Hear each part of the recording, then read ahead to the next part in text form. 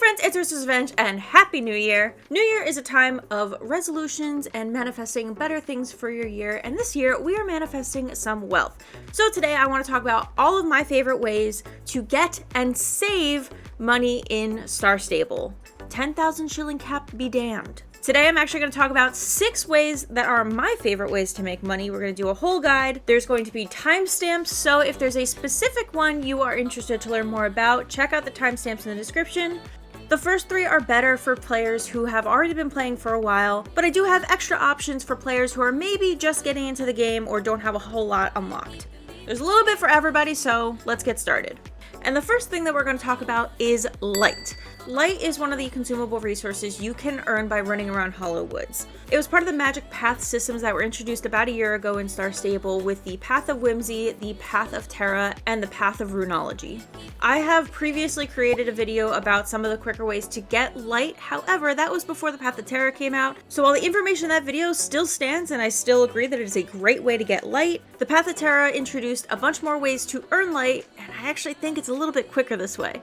So if you have not started the Magic Path system in Valedale or Hollow Woods, you're going to look for a yellow exclamation mark quest from this sort of runestone looking thing on the ground that's on the path on the way to Valedale. Once you start that, it's going to kickstart an entire quest line, give you access to the Mother Stone with all of the different paths of magic. The reason why light is so good is that 1 light equals 1 Jorvik shilling. So no matter how much light you collect, you're getting money that you can eventually sell. Now, I will preface this all by saying that this path has a lot of setup for you to actually start seeing a lot of return and excess light that you're going to be able to sell. While this is one of the best ways to make money in the game, there is a lot of setup because in order to make more light, you actually have to spend light to unlock the different nodes along the different paths of magic. And there are specific nodes that will maximize the amount of light you get. Specifically, on the Path of Whimsy, you are going to want to unlock the entire first row of nodes. Now, these ones that I've highlighted here are the ones that are actually going to get you more light. However, in order to access them, you're going to need to unlock the whole row anyway. It means that there's going to be more fireflies flying around, and that you'll also be able to get them at increasing rates through leaf piles. And over on the Path of Terra, you're actually going to want to unlock the first 2 entire rows. The top row unlocks gardening in Valedale. The ones I've specifically highlighted here focus on increasing the size of that garden, but at the very end there are 2 nodes specifically that earn you light while you garden. The first one is just unlocking light for gardening, and the second one is unlocking additional light for gardening. The second row is all about getting wild seeds, and you need those wild seeds to actually garden, but there's an additional reason why you're going to want those anyway. The second row makes it so that the seeds appear in leaf piles, similar to the light in the other path, but there's one more thing that you're going to want to unlock, and it's a recipe, which is on a different row. This one specifically will allow you to convert your extra wild seeds into light, and you will have extra seeds. So unfortunately, you're going to need to unlock half of the third line as well. Unfortunately, because the way that the lines work, they're done in series, you have to unlock the one before it to unlock the next one. So you are going to wind up unlocking a lot of things along the way. Once you do unlock all of these nodes, and I understand it is a process, this isn't exactly quick. So while the setup itself isn't very quick, once it is set up, you can rack up light very, very quickly. So let's put this into practice. I have unlocked every node in all of the paths, so all of the ones that I just told you about are included in this. All of my gardens have been unlocked. I have plants ready to harvest in every single one of them. I also have 50 wild seeds in my inventory. This is just from collecting them by running around Hollow Woods, specifically in the leaf piles, and collecting them. You do also get more for planting. Generally, I like to have 50, but I don't think you need more than, I think, 32. I haven't actually done the math, but 30 would be a good number to just keep on hand.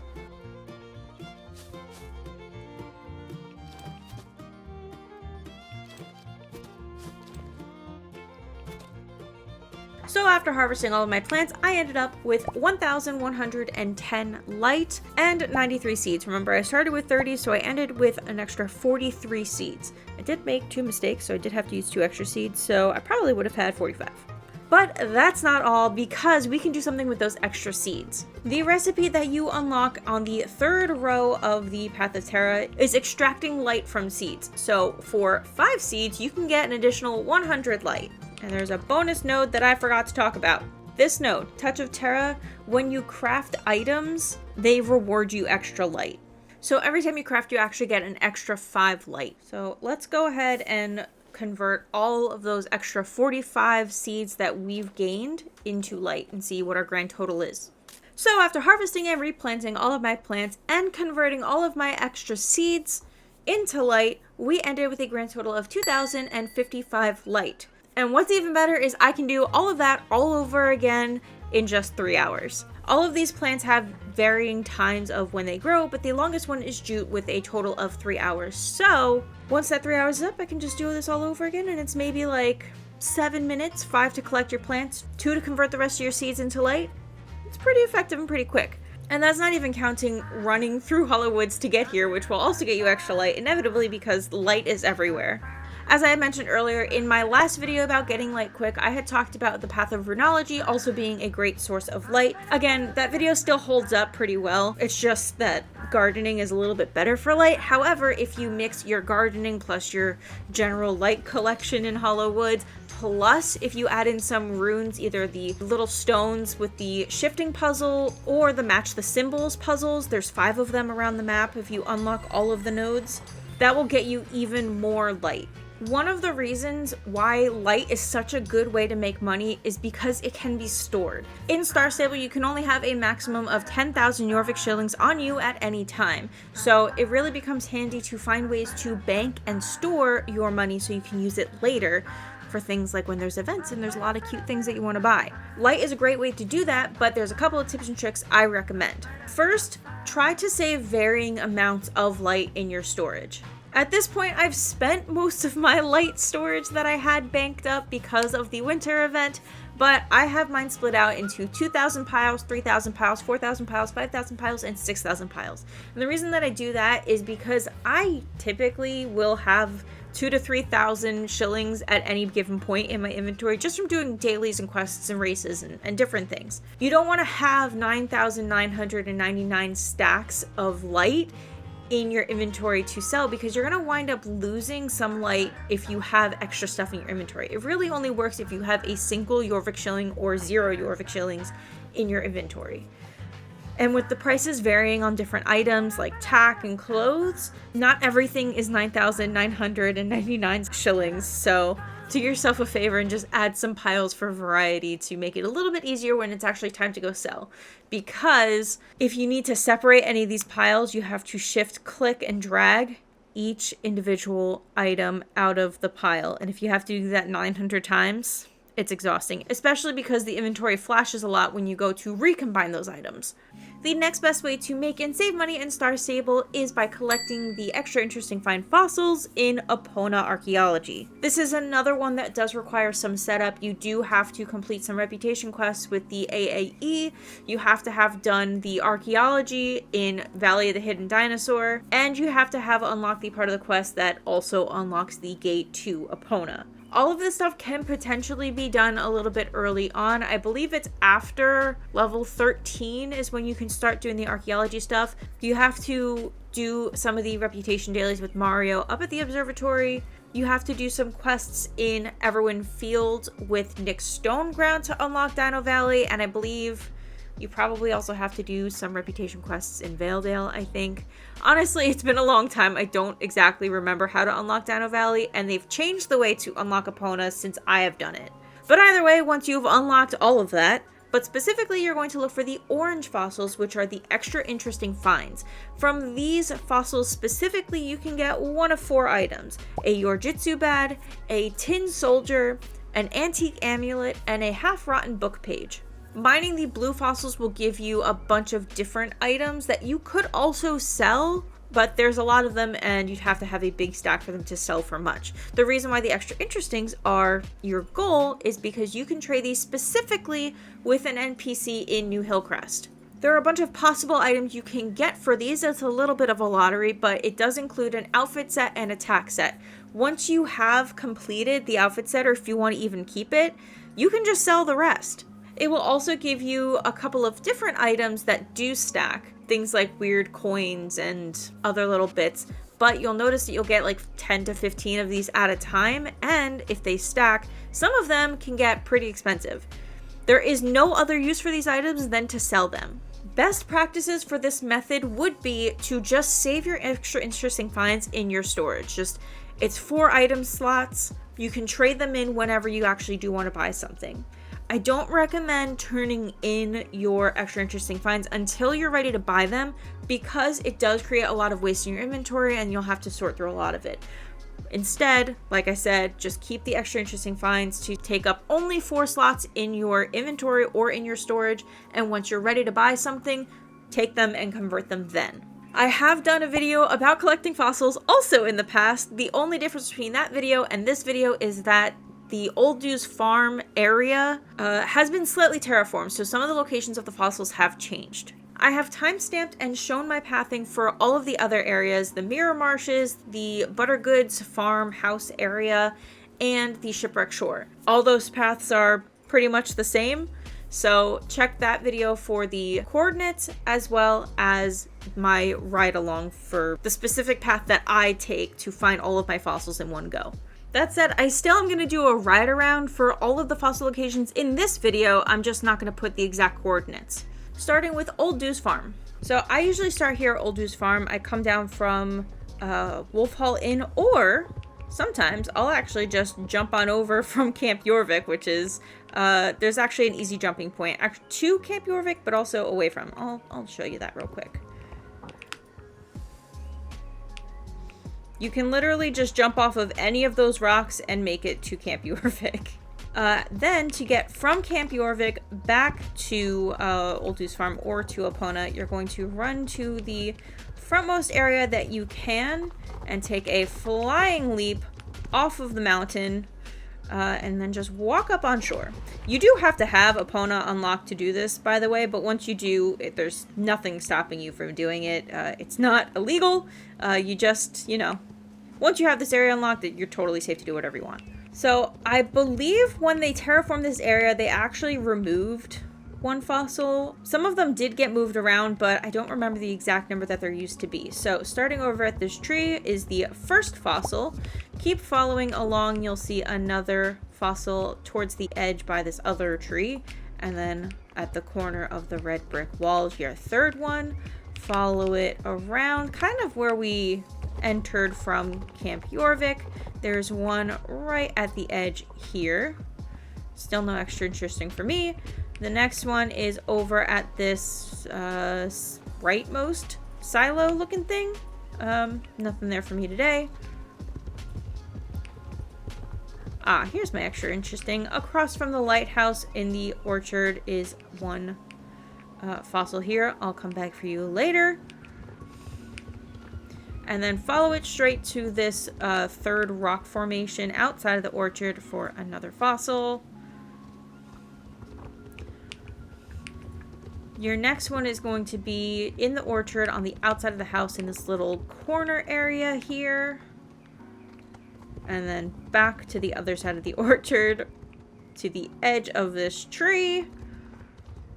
And then you're going to cut back across and jump inside the red brick wall for another hidden fossil. And just outside again for this rock formation. And there are 2 more inside the area.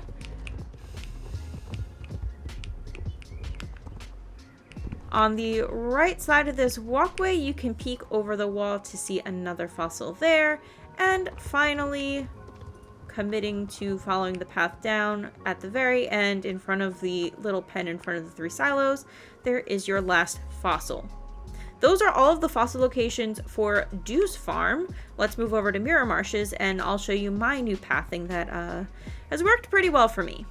So crossing over the bridge into Mirror Marshes, you're immediately going to look to your left across the river. There's your first fossil there. Cross the next bridge and then immediately look to your right. Behind this wall in front of the tree stump is another fossil. Crossing the third bridge and then the 4th one to the right. And then actually you're going to cross a 5th bridge to the left. You're going to look between these 2 rocks here for another fossil. This one is a pretty common spot for me. Then jump over the log and go to the left. There are a couple fossils on this area here. You're going to, on this island, find one amongst the trio of trees. Then you're going to cross over to the next little island, and behind another tree is your next fossil. And then the last one is on the third island in the brown straw grass. And then cross over finally to the last path and find the path again, and then just slowly ride, because along the path behind this other tree is your other fossil. This is probably the hardest area to navigate, but using that pathing, it's been a little bit easier than it had been my previous attempt. Okay, so now you're going to go back to the sort of trio of bridges where it kind of takes you back to the beginning of the loop we just did, but instead you're going to go over this bridge here, and there is another rock on top of this little hill here.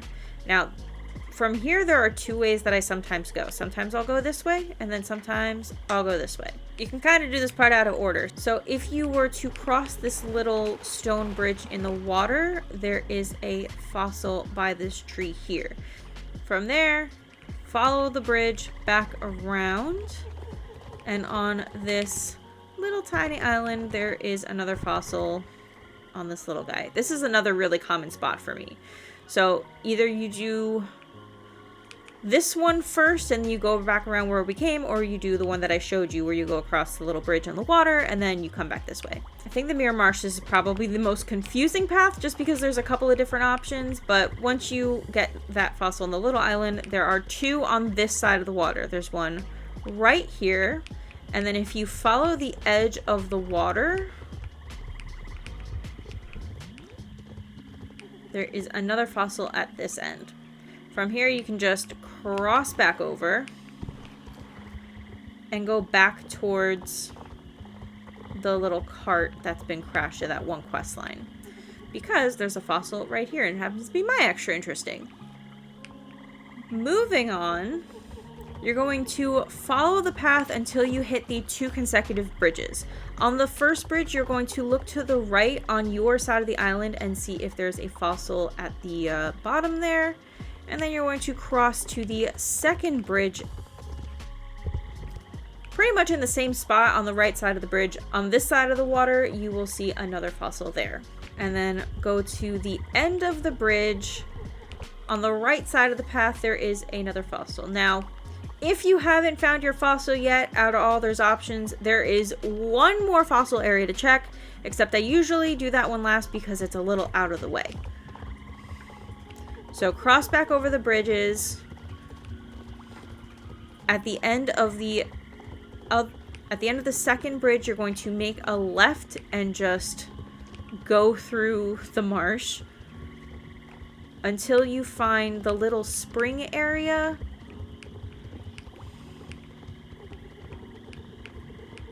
Here with this little sort of cave entrance.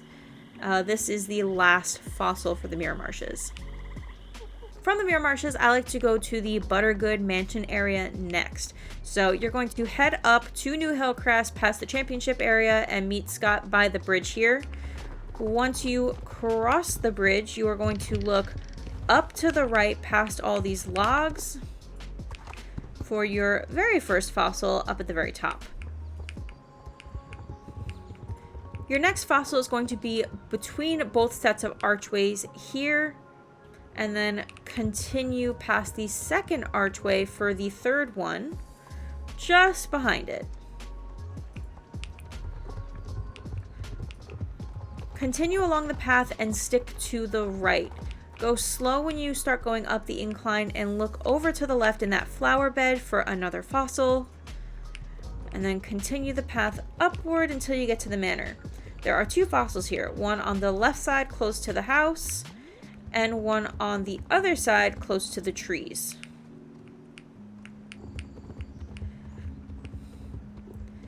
Back down the hill, you're going to continue past until you see these GED dudes.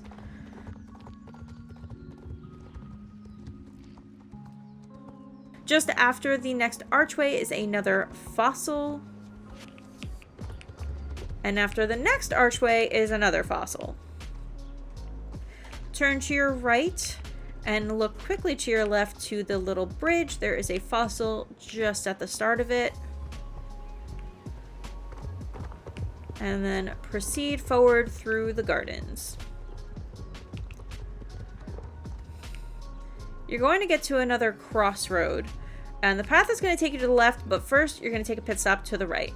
So going slowly, you're going to peer down to this little pathway with another planter. There is a fossil right there. And then you're going to carefully go up to the upper planter, because sometimes you can get stuck on the ground here, but there is another fossil.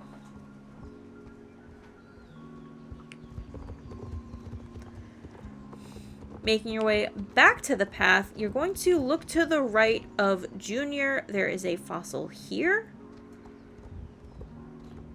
Oh, you're not Junior, you're Robert, aren't you? And also just behind Robert is another fossil. Only 3 more left in this area. Just a little bit further down the path, there is one on the left, and then winding back down under the last 2 archways, there is 1 fossil under each.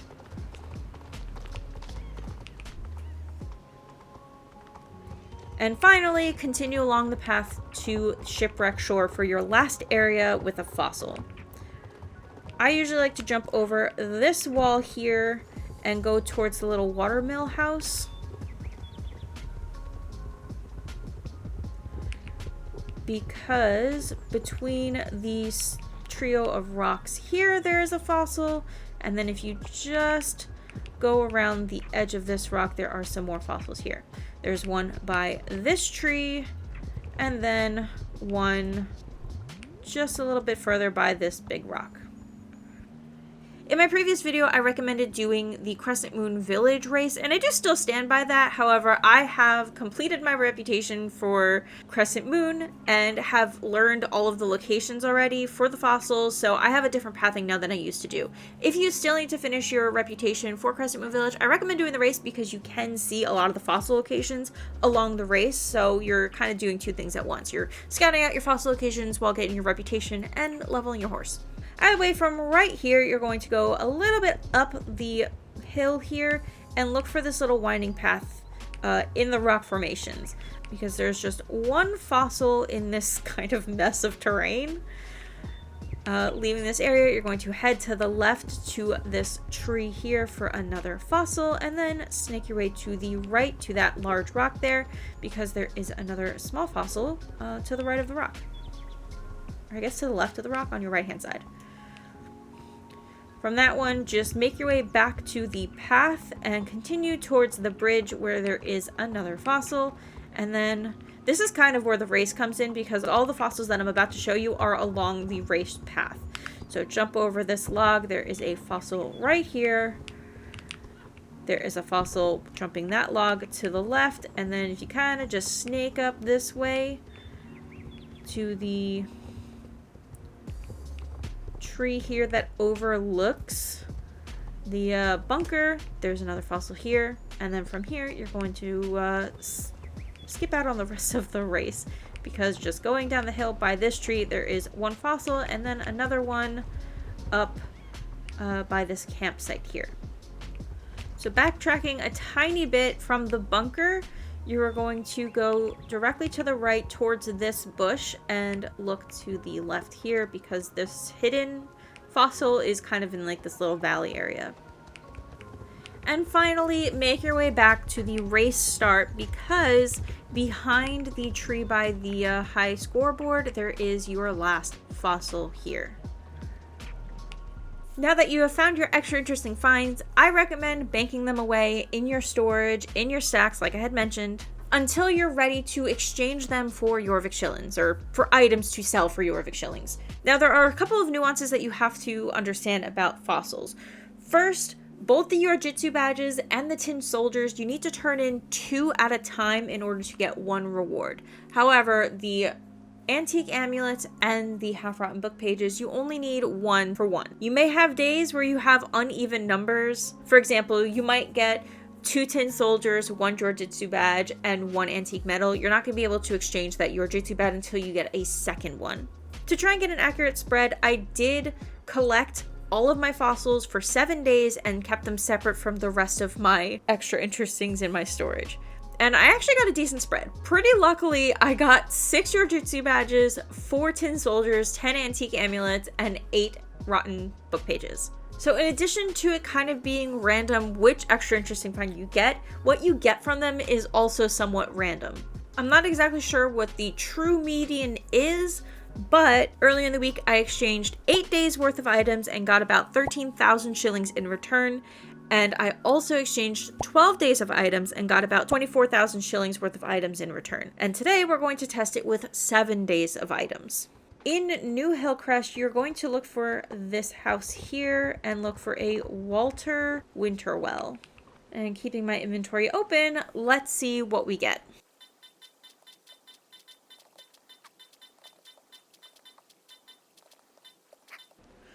Okay, so this is my haul for what I got from 7 days of extra interesting exchanges. I separated out, we've got the horse tack up here and then the clothing items below, but we also got a couple of these special items that some of them can be pretty pricey. So for 75 of these copper bracelets, it's 5,625 shillings. We have some Roman bronze coins for 1,500, some weird object for 500, and garum bottle for 850. The horse tack items sell for 635 each. The shirt is 355 shillings, the gloves are 347, and the boots are 655 each. Wow, okay. For a total of 15,922 shillings. Now, if you were listening closely before, I had earned 13,000 shillings worth for 8 days, and I actually just earned more of that with only 7 days. So it really is random depending on what you get. There is a median, there is a high end and a low end. Today I made out on the high end where I got for each day's worth, so 4 extra interesting finds, about just under 2,300 shillings per day. Earlier in the week with my 12 days, I averaged about 2,000 shillings per day. But unfortunately, on the low end, also earlier this week, for my 8-day haul, I averaged about 1,600 shillings per day. So again, it's random. There's a range. I still do think that this is one of the best ways to save money in Star Stable via banking system. And for all of you competitive equestrians, the next way to save money in Star Stable is by doing championships. Championships generally happen every half hour at different locations all around Jorvik, and when you compete in these championships, you are rewarded for how well you do. For places first, second, and third, you earn a ribbon that can be sold for Jorvik shillings. Selling the first place ribbon will get you 600 shillings, the second place ribbon will get you 450 shillings, and the third place ribbon will get you 300 Jorvik shillings. Any other place from 4th place to 20th place, assuming you don't disqualify, will give you 200 Jorvik shillings. And the best part about this is that it does not get automatically added to your inventory. It actually goes directly to your mailbox, which does not clear out. So you can save all of those mails with your ribbons or your shillings in your mailbox, and when you're ready to redeem them for selling or to have in your pocket, you can then redeem and delete the mail when you're ready. The next 2 methods are ideal for newer players, but great for everyone to do. And the first one is going to take us back to Valedale. So in Valedale, if you have done Farah's quests and gain her reputation, you will unlock the ability to do deliveries for her. And you'll know you'll have that option if you go to this board here that has a blue exclamation point. When you click it, it's going to give you 3 tasks. It's going to tell you 3 people who need you to deliver something to them. For example, mine are Jackson needs pink cloth, Leonardo needs a brush, and Hugh needs a medical compress. Each of these things will reward you different amounts. What it boils down to is the amount of flowers you need to craft the item that they need will determine how much money you get from it. So for example, Daxon needs pink cloth takes 3 flowers, so it'll be a full 250. Both the brush and the medical compress require 2 flowers, so that is 170, and I believe you get 90 shillings for items that only require 1 flower. Sometimes you'll get really good days that give you 3 250 items for a total of 750 shillings, but you kind of take what you can get. Regardless of what they ask for, here's how it works. You're going to go over to the board and check off all of the items that you choose to deliver. Sometimes I'll only deliver the 250s. Sometimes I'll deliver them all depending on who the NPC I have to deliver to is. So we need a pink cloth, a brush, and a medical compress. Once you've checked those off, you are going to go down to the bottom of Farah's crafting area and craft those items at the first workbench. Make sure you have the flowers you need in order to craft it. You can get these by either gardening, like I've showed you earlier, or by finding the flowers around Jorvik in general. And once you're crafted, you're just going to go find those NPCs and make your deliveries. Bear in mind though, like any other quest, if you log out or disconnect, you'll have to go back to the board in order to restart the quest. You'll keep the item that you've crafted and the same NPC will want the same item, but you just will have to go back to the board and check off that you're making a delivery. It is worth noting that some of the NPCs that you do have to deliver to require you to actually unlock certain areas of the map. For example, I have to deliver to Leonardo, so I had to unlock Governor's Fall. I also have to deliver to Hugh, who is on Southcliff Peninsula, but you won't have to make any deliveries to Epona or Golden Leaves. So it is still relatively beginner friendly.